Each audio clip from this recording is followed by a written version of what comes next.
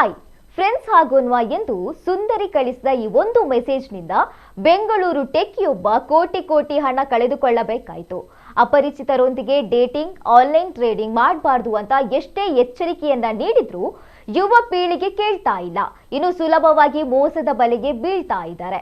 ಅದರಲ್ಲೂ ಸುಂದರ ಹುಡುಗಿಯೊಬ್ಬಳ ಸ್ನೇಹದ ಬಲೆಗೆ ಬಿದ್ದರೆ ಎಂತ ಬುದ್ಧಿವಂತನು ಯೋಚನೆ ಮಾಡುವ ಶಕ್ತಿ ಕಳೆದುಕೊಳ್ಳುತ್ತಾನೆ ಎಂಬುದಕ್ಕೆ ಈ ಪ್ರಕರಣವೇ ಒಂದು ತಾಜಾ ಉದಾಹರಣೆ.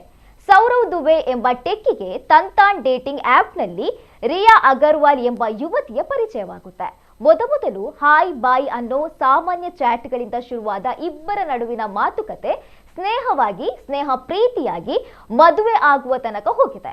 ಇದೇ ಸರಿಯಾದ ಸಮಯ ಎಂದುಕೊಂಡ ಸುಂದರಿ ರಿಯಾ ಪ್ರೀತಿಯ ಮಾತಿನ ನಡುವೆಯೇ ಟ್ರೇಡಿಂಗ್ನಲ್ಲಿ ಹಣ ಹೂಡಿದರೆ ಭಾರಿ ಲಾಭ ಸಿಗುತ್ತದೆ ಎಂದು ಟೆಕ್ಕಿಗೆ ನಂಬಿಸಿದ್ಲು. ಅವಳ ಮಾತನ್ನ ನಂಬಿದ ಸೌರವ್ ಕೇವಲ 3 ತಿಂಗಳಲ್ಲಿ ಅವರು ಬರೋಬ್ಬರಿ 1.66 ಕೋಟಿ ರೂಪಾಯಿ ಹೂಡಿಕೆ ಮಾಡಿಬಿಟ್ಟಿದ್ದ. ಹೂಡಿಕೆ ಮಾಡಿದ ಹಣವನ್ನ ವಾಪಸ್ ಕೇಳುತ್ತಿದ್ದಂತೆ ರಿಯಾ ಅಗರ್ವಾಲ್ನ ಮೊಬೈಲ್ ನಂಬರ್ ಏಕಾಏಕಿ ಸ್ವಿಚ್ ಆಫ್ ಆಗಿದೆ.